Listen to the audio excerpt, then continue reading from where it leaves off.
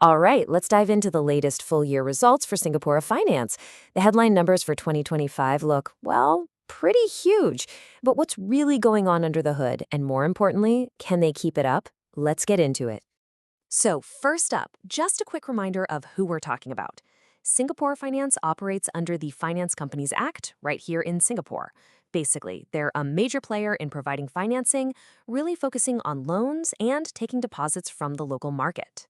And boom, right out of the gate, here's the number that's got everyone talking. A massive 50.2% jump in their profit after tax. That's not just a small bump, it's a huge leap forward. And it really sets the scene for everything else we're going to cover. The big question is, how on earth did they do that? Okay, so let's pop the hood and see what's powering this thing. In this first part, we're going to break down that incredible profit surge and figure out what exactly fueled this performance. It's the question every investor is asking, right? When you see a number that big, you have to wonder, was it just some one-time lucky break, or is there something more fundamental and sustainable going on with the business? And here's our answer. A huge 25.8% increase in their net interest income. Now, this is absolutely the core of their business. This isn't a fluke. It tells us that their main job, lending and borrowing money, is just firing on all cylinders. So what even is net interest income? Well, think of it as the lifeblood of a finance company. It's pretty simple, really. They make money from the interest they charge on loans, and they spend money paying out interest on your savings deposits. The difference between those two numbers is their net interest income. Seeing that jump by nearly 26% is a really, really big deal. So, if net interest income is the engine, then what's the fuel? Well, that would be the loans and the deposits. Let's shift over to the balance sheet, because this is where you can see the company physically getting bigger. Just look at this chart.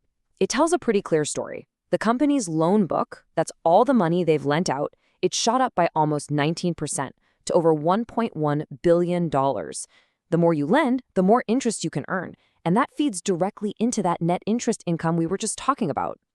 But hold on, you can't lend money you don't have, right? And that's where this side of the equation comes in. Customer deposits grew by over 20%. This shows that people have a lot of confidence in them, and it gives the company the capital it needs to fund all that lending. It's a simple but very powerful cycle. Of course, growth like this doesn't come for free. To get the whole picture, we absolutely have to look at the other side of the ledger, the expenses. This is a crucial piece of the puzzle. And yeah, the costs definitely went up. Total operating expenses rose by almost 20%. Now, at first glance, you might think, whoa, that's a lot. But for an investor, the real question is, why did costs go up? Was it good, productive spending? And this slide gives us the answer. The spending was smart. It was on things like staff costs, investing in their people, and upgrading their technology. This isn't just burning cash. It's an investment to support a much bigger business. Think about it.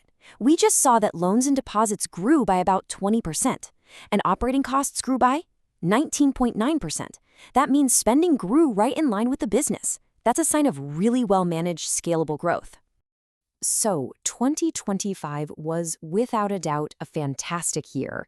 But as any good investor knows, you can't just drive by looking in the rearview mirror. You always have to be looking ahead. So, what does the company see coming for 2026? And this is where it gets interesting. The company itself is actually sounding a bit of a warning bell.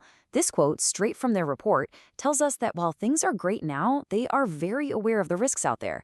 They're not getting carried away by their own success, which is a good thing to see. These are the specific things they're keeping an eye on. Geopolitical tensions, shaky markets. These are huge global issues that are way outside of their control, but they could definitely ripple back and affect the local economy and their business. It's just a good reminder that no company operates in a bubble. So after all of that analysis, the profits, the growth, the risks, it all boils down to one thing for a lot of shareholders. What's in it for me? So let's get to the part many of you are waiting for, the dividend announcement. And here it is. The board is recommending a total dividend of 3.5 cents per share for the year. This is the tangible reward, right? This is the direct payoff from that 50% profit surge we saw at the beginning. But the number is even better when you put it into context. Last year was 3 cents per share. This year, it's 3.5. That increase is coming from a bigger special dividend. So what does this tell us? The company didn't just have a great year, it's sharing that success directly with its investors. And that signals a lot of confidence, even with that cautious outlook for the future. This content is intended to serve strictly and only as an informational, independent, objective summary of recent events, and should in no way be interpreted, construed, or relied upon by any party as inside information or financial advice.